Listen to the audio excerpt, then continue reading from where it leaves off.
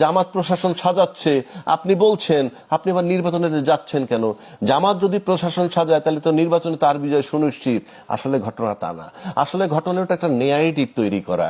কারণ যে জানে যে আমি নির্বাচনে গেলেই জিতবো, সেটা কেন বলবে?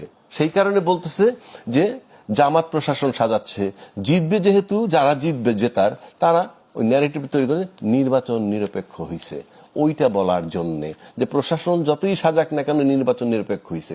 আরেকটা কথা বলি আপনাকে, আমি নির্বাচনের ফলাফলটা আমার যেটা ব্যক্তিগত ধারণা, বাংলাদেশের নির্বাচন করে সবসময় আমলারা।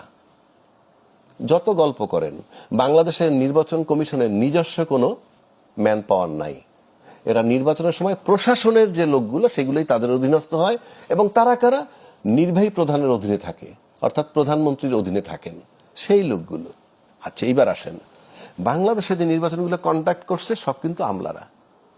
এবং আমরা অতীতে যদি 14, 18, 24 নির্বাচন দেখেন, তার আগেরও কিছু নির্বাচন যেগুলা 91, 2001 বা 96, 2001, সেটা ভিন্ন চ্যাপ্টার। এছাড়া যে ইলেকশনগুলো আছে সবই আমলারা করে নির্বাচন।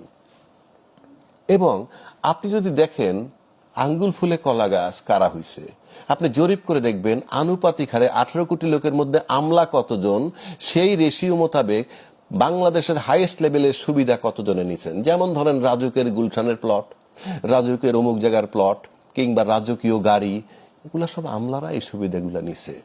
এবং এত সুবিধার প্রয়োজন নাই। এবং এই সুবিধাগুলো নিয়ে নিছে কেন? কার অধীনে নিছে? সরকারের অধীনে। সেই সরকারগুলা কারা? নির্বাচিত সরকার। তার মানে নির্বাচিত সরকার হওয়ার পর ওই আমলাদের বাইরে তারা যেতে পারে না। কেন পারে না? যত গল্পই করি, আমি একটা টকশোতে আজকে একজনে বলছে এক জায়গায়, আমলারা খুব মেধাবী। বিষয়টা মেধার নয়, বিষয়টা করাপশনে একে অপরকে শেল্টার দেয়। তো একে অপরকে যখন শেল্টার দেয়, তখন সামনে যে নির্বাচন, একদম নিখুঁত নির্বাচন যদি করেন 100 ভাগ, তাইলে কারো ঘুম হবে না। কারণ কি জানি কি ঘটে। কিন্তু নির্বাচনের রেজাল্ট যেটা আমলারা দিবে, আমলারা জানে এবং রাজনীতিবিদরা জানে কি, যে এই আমলারা তারা যে সমস্ত কর্মকাণ্ড করে, অতীতে করছে, সামনে করবে, এইগুলোকে ধামা চাপা দেওয়ার জন্য যে রাজনৈতিক দলটাকে ক্ষমতায় আনা দরকার, ঠিক সেই দলটাকেই তারা ক্ষমতায় আনবে। এ ব্যাপারে মোটামুটি ম্যানিপুলেশন হবেই, আপনি নিশ্চিত থাকতে পারেন। বিকজ যেহেতু কেউ, যদি আপনি ট্রান্সপারেন্ট না হন, আপনি যদি স্বচ্ছ না হন, তখন আপনি ওই চিন্তাটাই করবেন যে ভাইস ভার্সা, আপনি যখনই আমলার গ্রিপে পড়ে যাবেন,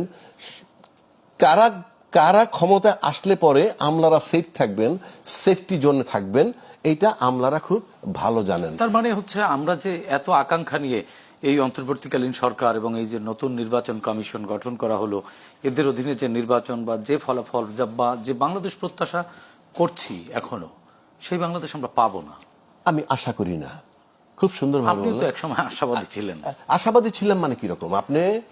আপনি আমাকে বলেন, আপনি জুলাইয়ের আন্দোলন করছেন না? কথার কথা বলছি, আমি জুলাইয়ের আন্দোলন করছি, XYZ সবাই করছি। আমরা সবাই যখন জুলাই আন্দোলন দাবি করি, বলছি, তখন জুলাই সনদের আইনি ভিত্তিতে এত দ্বিধাদ্বন্দ্ব কেন এখনো হইল না? কেন গণভোট লাগলো কেন? আমার বুঝান না, আপনি বুঝাইতে হবে তো।